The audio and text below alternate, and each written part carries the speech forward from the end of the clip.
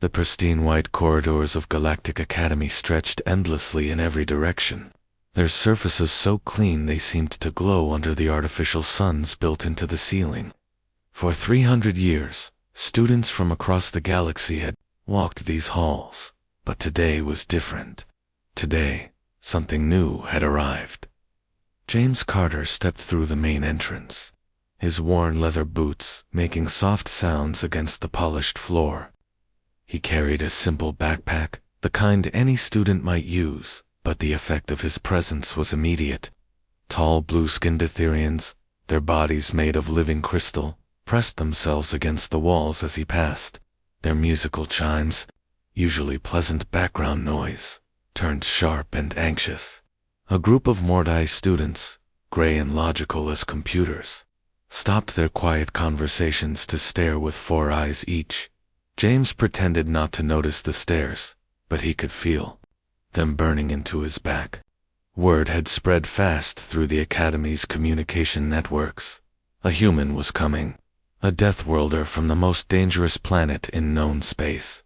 The classroom James entered was a marvel of alien engineering. Seats adjusted automatically for different body types, the air mixed perfectly for various breathing requirements, and translation devices hummed quietly to convert hundreds of languages. But all this advanced technology couldn't hide the fear that filled the room when James walked in. "Settle down, everyone," Professor Veltar said, her tentacles shifting nervously. She was a Kaleri, one of the more peaceful species in the galaxy, and having a human in her classroom was clearly making her uncomfortable. "Class, I want you to meet our exchange student from Earth. This is James Carter." The silence that followed was deafening. James raised his hand in a simple wave and said, "Hi there. Nice to meet you all." His voice was calm and friendly, but several students flinched anyway. An Etherian student in the front row, her crystal body a pale yellow color, whispered to her friend, "I heard their planet has acid rain and creatures with poisonous bites. My cousin said they have weather that can kill you just by being outside." Another whispered back. James took his assigned seat in the middle of the room, careful to move slowly so he wouldn't startle anyone. He pulled out his tablet and started organizing his notes, acting like everything was perfectly normal, but he knew it wasn't normal at all. Earth's reputation went before any human who left their home planet. Stories spread through the galaxy about the Death World that had somehow produced a thinking species. Tales of storms that could level cities, animals that hunted in packs, plants that could poison you with a touch, and weather that changed from freezing to burning in a single day. Professor Veltar cleared her throat and tried to continue with the lesson introduction, but James could see she was still nervous. Her tentacles kept twitching, and she kept glancing at him when she thought he wasn't looking. "Now then," she said, "before we begin our studies, I need to address a recent development. Due to some security issues we've had lately, the Academy Board has decided to assign a learning companion to our class for protection." The students looked confused. Learning companions were usually other students or teaching assistants, not protection. "The situation requires someone with special skills," the professor continued, her voice getting quieter. "So they've sent us someone who used to work in a very different field." The classroom door made a soft hissing sound as it slid open. What entered was like nothing James had ever seen, but he'd read about Scythian assassins in his preparation. Materials for the exchange program. Kralvex moved into the room like he was made of shadows and danger. His dark skin seemed to absorb light, and his 4 arms moved with perfect coordination. Every step was silent, every movement calculated. He was tall, maybe 7 feet, and his face had the sharp angles that marked him as a predator species. 4 yellow eyes scanned the room, taking in every student, every exit, every potential threat. The reaction was immediate and dramatic. Students gasped, some made small crying sounds, and others tried to hide behind their desks. One Etherian student's crystal body turned completely clear with fear.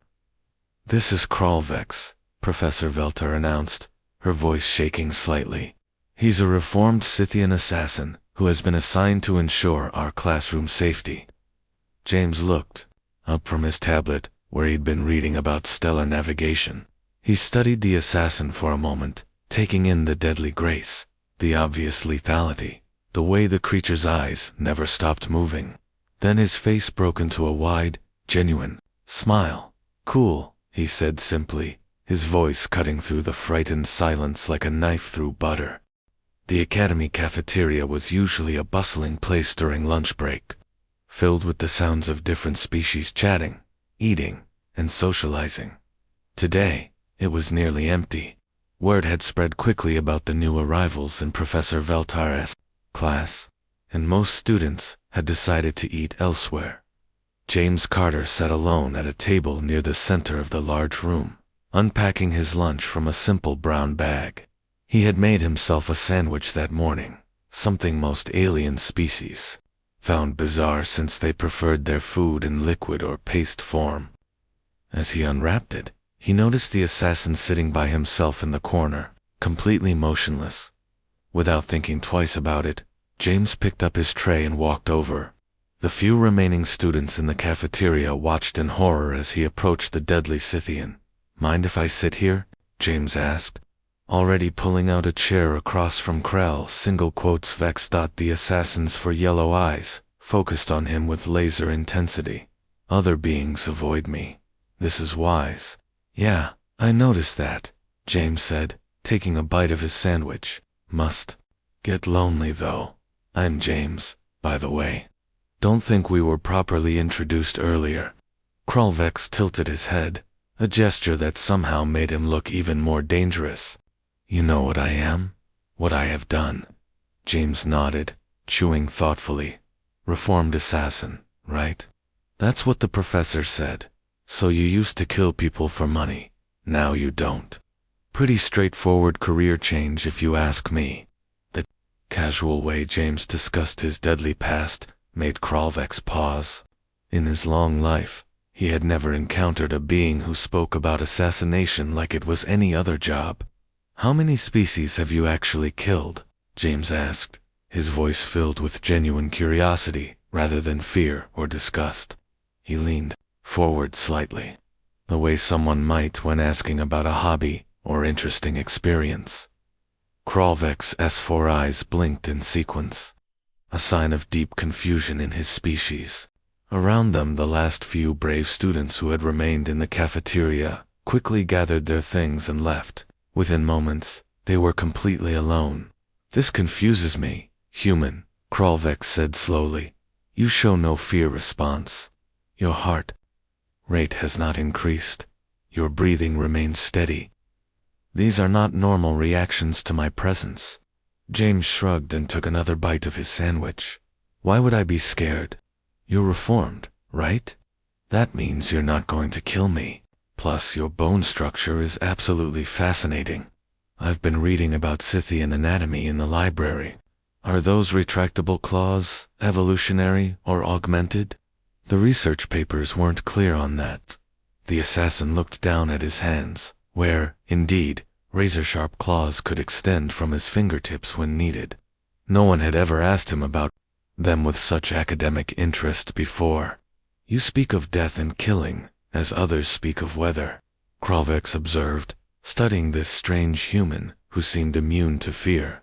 "Where I'm from, everything's trying to kill you," James explained matter-of-factly. "Our plants, our weather, our animals, even some of our bacteria. We learn to adapt pretty quickly, or we don't make it to adulthood. Death isn't some scary abstract concept for humans. It's just part of daily life."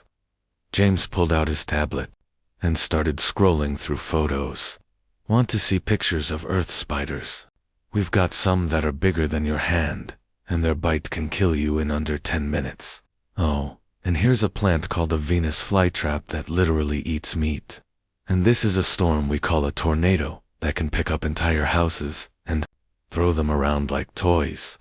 Kralvex found himself leaning forward to look at the images, something he had never done in casual conversation before. For over 60 years, he had been a professional killer, feared across multiple star systems. Entire space stations would empty when word spread that he was coming. Governments paid enormous sums just to ensure he wouldn't target them. But this human, this small being from a world that most species considered uninhabitable, was showing him pictures of deadly creatures like they were cute pets. James scrolled to another image. "This is a great white shark," James said proudly. "They can grow up to 20 feet long, have rows of razor-sharp teeth, and can bite with the force of 3 tons. Humans swim in the same oceans where these things live, for fun." For the first time in decades, Kralvex felt something approaching confusion. Every instinct he had developed as a predator told him that this human should be cowering in fear, begging for mercy, or running away. Instead, James was treating him like a research subject, asking technical questions about his anatomy, and sharing pictures of his homeworld's dangers, with obvious pride. "Your species is insane," Kralvex said finally. James grinned. "Yay, we get that a lot. But hey, it keeps life interesting, right? So tell me about those claws. Can you control each one individually, or do they all extend at once?" As the assassin found himself actually answering the question, he realized something was happening that he had never experienced before. He was having a normal conversation. No fear, no terror, no begging for mercy. Just 2 beings talking about their respective abilities, like it was the most natural thing in the world. And somehow, that was more unsettling than any fear response he had ever encountered. The transport ship landed on Nexus 7 with a gentle thud, its engines powering down with a satisfied hum. Professor Veltar stood at the front of the group, her tentacles waving excitedly as she addressed her students. "Welcome to Nexus 7, everyone," she announced, her voice carrying easily in the thin atmosphere. "This planet represents a perfect example of moderate climate adaptation. The gravity is only slightly higher than standard.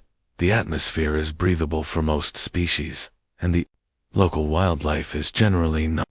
James looked around at the landscape through the ship's viewport. Rolling green hills stretched into the distance, dotted with clusters of purple trees that swayed gently in the breeze. A few small creatures that looked like fuzzy blue rabbits hopped around in the grass nearby. It reminded him of a nature preserve back on Earth, the kind of place families went for weekend camping trips.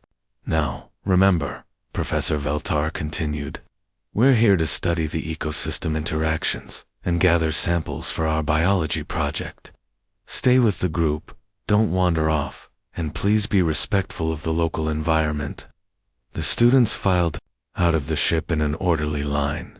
The Etherian students chimed softly to each other about the pretty scenery, while the Mordai were already taking measurements with their various scientific instruments.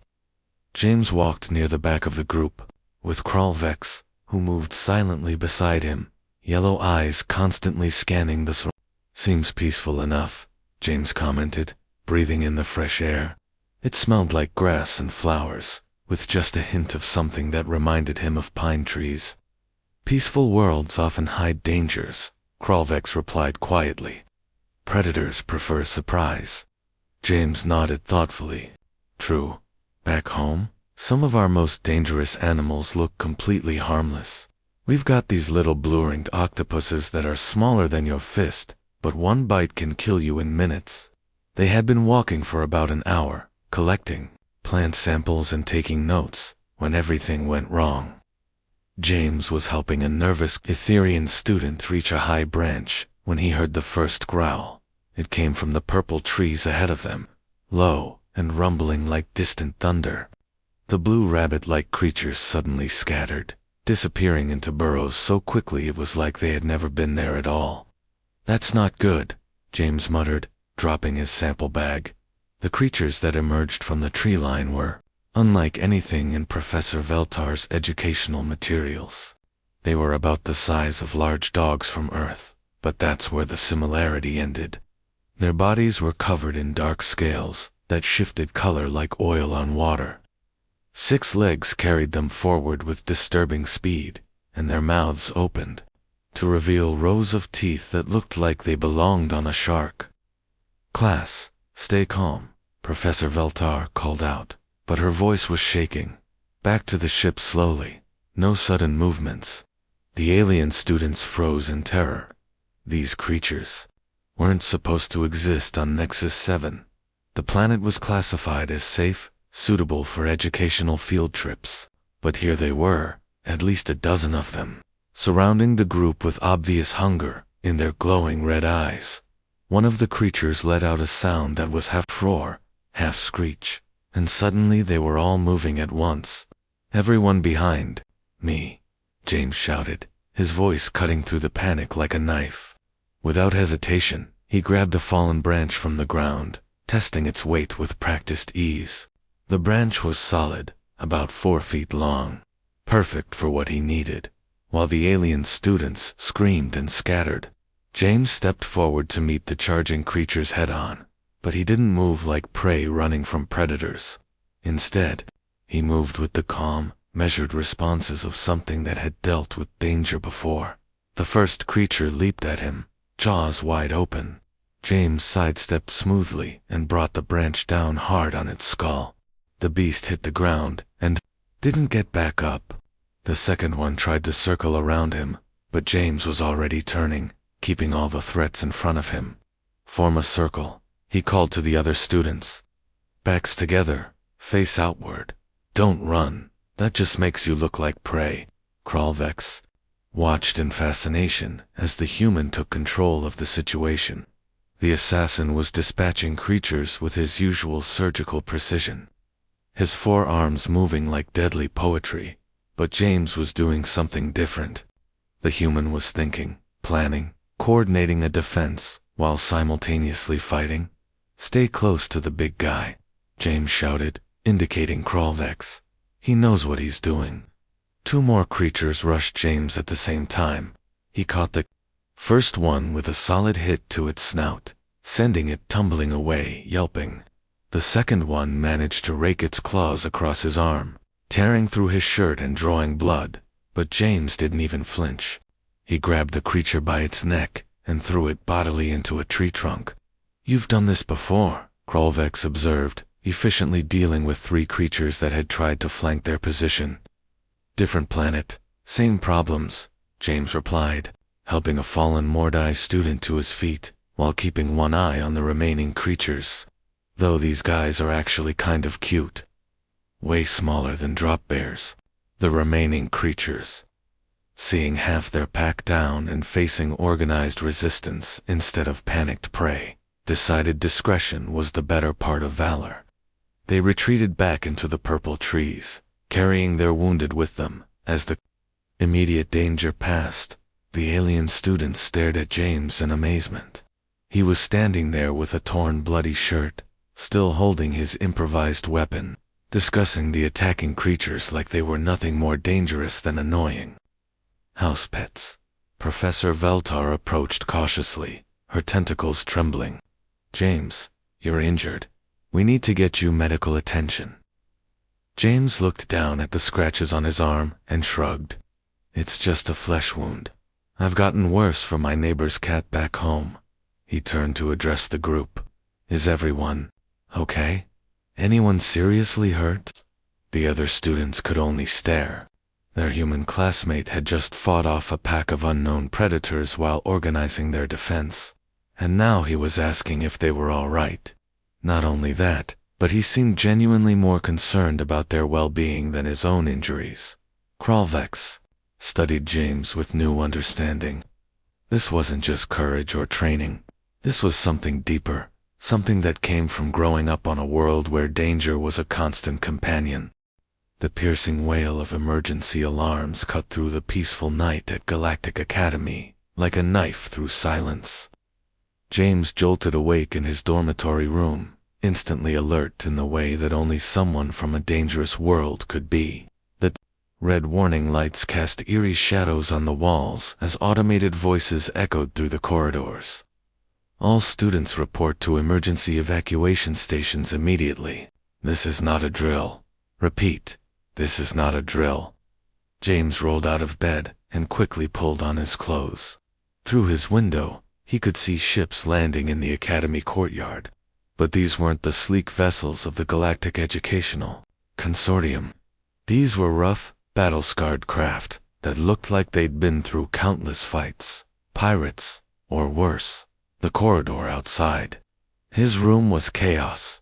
Alien students ran in all directions, their various forms of panic filling the air with sounds ranging from musical chimes to electronic bleeps. Teachers tried to maintain order, herding groups of terrified youngsters toward the evacuation points. James moved against the flow of fleeing students, heading deeper into the academy instead of toward the exits. Something wasn't right about this whole situation. If these were just pirates looking for quick loot, they wouldn't have targeted a school unless they weren't after money. The realization hit him like a cold wave. Slavers, they were after the students themselves, especially the rare ones. A prestigious academy like this would have species from across the galaxy, many of them worth enormous sums on the black market. As he rounded a corner near the central courtyard, James found exactly what he was looking for. Kralvex stood alone in an empty classroom, calmly checking over an array of weapons that seemed to have appeared from nowhere. The assassins for arms moved with practiced efficiency as he loaded power cells and adjusted settings on various deadly devices. "Where's your evacuation pod?" Kralvex demanded, without looking up when James entered the room. "Don't have one," James replied simply. "Can't leave classmates behind. That's not how we do things." The assassin's four eyes focused on him with that intense stare James had grown used to over the past few weeks. "You'll die, human. These aren't Academy security guards or wild animals. These are Corvan slavers. They're professionals, and they're here for specific targets." James walked over to where Kralvex had several weapons laid out and picked up what looked like a rifle, though it was clearly designed for human hands. "Where did you get Earth weapons?"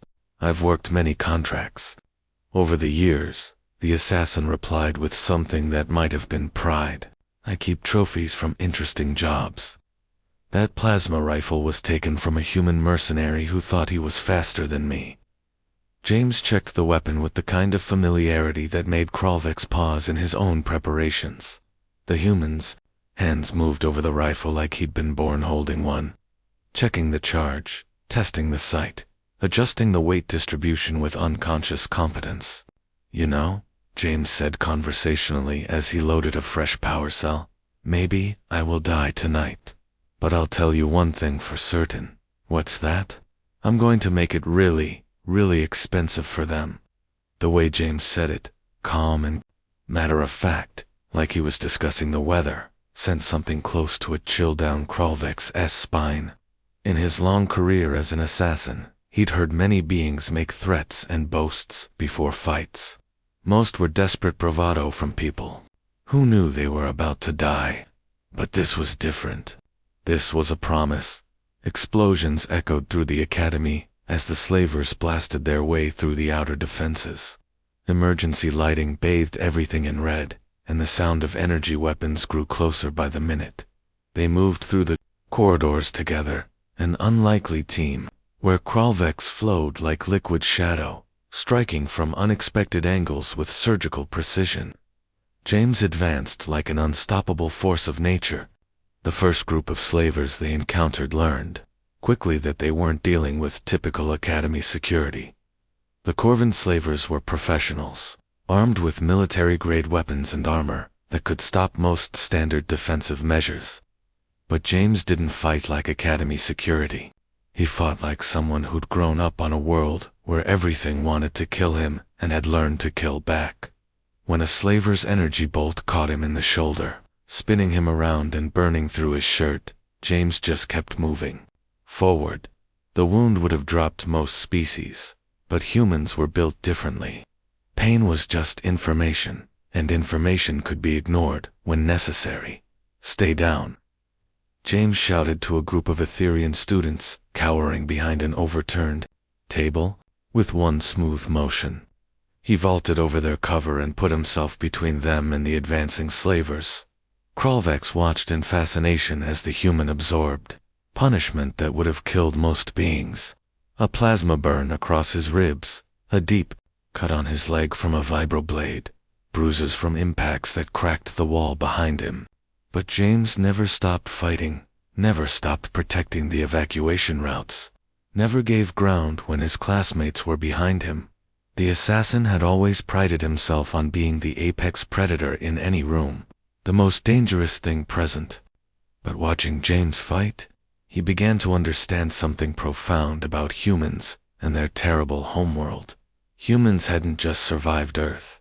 They'd thrived on it, adapted to it, learned from it, and in doing so, they'd become something unique in the galaxy. They'd become a species that didn't just endure danger, they embraced it, made it part of themselves. When the last slaver in their section fell, James leaned against the wall, breathing heavily but still alert, still watching the corridors for more threats. Blood seeped through his torn clothes, but his grip on the rifle never wavered. "Evacuation routes are secure," he reported, like he was giving a routine status update rather than standing wounded in a battle zone. Kralvex looked at this small, damaged human who had just helped him fight off professional slavers without hesitation or complaint, and finally understood why his people called Earth a death world. It wasn't just because the planet was dangerous. It was because the planet had created something truly terrifying, beings who brought their world's lethality with them wherever they went. The medical bay was unusually quiet for a place that had just treated the aftermath of a slaver attack. Small floating drones hummed softly as they worked on various injuries, their mechanical arms precise and gentle as they applied healing treatments. The smell of antiseptic and regeneration chemicals filled the air, mixing with the soft sounds of alien languages. As students checked on each other, James sat on one of the medical beds, his right arm encased in a glowing regeneration sleeve that looked like it was made of liquid light. The device was working on repairing the plasma burn he'd taken during the fight, slowly rebuilding damaged tissue cell by cell. Several bandages covered other wounds across his chest and legs, but he seemed more interested in watching the medical drones work than worrying about his injuries. Kralvex occupied the bed next to him, though the assassin's wounds were already mostly healed. Scythian biology was remarkably efficient at repairing damage, one of the many advantages that had made his people such effective killers throughout galactic history. But despite his physical recovery, something had clearly changed in the way he looked at his human classmate. The other students kept glancing over at them from across the medical bay. Some were still nervous, but the fear that had dominated their interactions for weeks was noticeably absent. After watching James and Kralvex fight side by side to protect them, it was hard to see either of them as threats anymore. "Your smile when we first met," Kralvex said suddenly, his 4 yellow eyes focused intently on James. "I understand now." James looked up from watching a medical drone repair a cut on his leg and grinned, the same easy smile that had confused the assassin so much on that first day. "Figured you'd get it eventually. You're pretty smart for a reformed killer. You weren't evaluating me as a threat," Kralvex continued, speaking slowly as if he was working through a complex puzzle. "You were recognizing me as something else entirely. What's your human term for it? Kindred spirit?" "Something like that," James agreed, adjusting the regeneration sleeve on his arm. "Takes one to know one, right? I mean, you could have killed everyone in that classroom within about 30 seconds if you'd wanted to, but you didn't. You were there to protect people instead. That tells me everything I need to know about who you really are." Kralvex tilted his head in that way that made him look simultaneously deadly and curious. "Explain." James looked around the medical bay, taking in the sight of their recovering classmates. A group of Etherean students were helping each other clean crystal dust from their bodies, their usual musical chimes now, soft and comforting rather than anxious. Several Mordai were comparing notes about the attack, their logical minds already analyzing what had happened and how to prevent it in the future. "Where I come from," James said, "the most dangerous predator is usually your best ally. Everything else is just trying to kill you both." The assassin considered this for a long moment. "Your world created a species that finds strength in alliance with other predators, rather than competing with them." "Exactly. On Earth, if you find something that's as dangerous as you are, you don't fight it unless you absolutely have to. You team up with it, because working together means you both have a better chance of surviving whatever else is out there trying to eat you." James gestured to the window, where the Academy's security forces were still cleaning up the aftermath of the attack. "And there's always something else out there." As they talked, something remarkable began happening around them. Students who had spent weeks avoiding both the human Deathworlder and the reformed assassins started approaching their beds.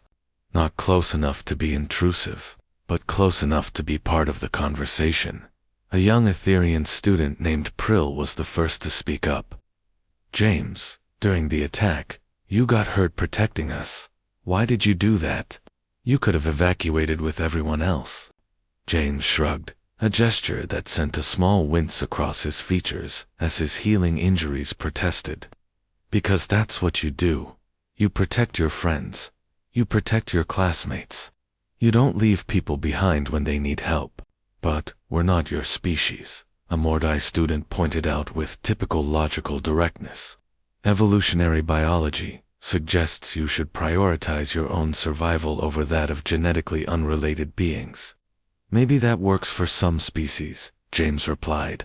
"But humans learned a long time ago that survival isn't just about one individual making it through the day. It's about the group surviving, the community, the family you choose, even if they don't share your DNA." Kralvex watched this exchange with growing fascination. "You extend your pack mentality beyond your own species." "We extend it to anyone who proves they belong," James corrected. "Species doesn't matter. What matters is whether you're the kind of person who stands with others when things get dangerous, or the kind who runs away." Professor Veltar approached their beds, her tentacles moving in patterns that indicated both relief and bewilderment. "James Kralvex, I wanted to thank you both for your actions during the attack. The Academy owes you a considerable debt, just doing what needed to be done," James said simply. The professor's tablet chimed softly as she made notes in her official report. "I'm updating your integration files. It seems the Academy's assumptions about human social patterns were incomplete." "How so?" James asked, genuinely curious. "We expected territorial behavior, competition for resources, difficulty integrating with alien classmates," she explained. "Instead, you've demonstrated that humans form protective bonds with remarkable speed, regardless of species differences. Our xenosociology department will need to completely revise their theories." Kralvex made a sound that might have been laughter in his species. "Professor, I believe the term humans use is, 'You ain't seen nothing yet.'" James grinned at the assassin's attempt at human colloquialisms. "Yeah, wait until you meet the rest of humanity. We're all pretty much like this." As evening fell over the Academy, the medical bay filled with the soft sounds of healing and friendship. Students who had once feared each other were now sharing stories, comparing experiences, and forming bonds that would last long after graduation. Professor Veltar made one final note in her files. "Human integration, successful beyond all expectations."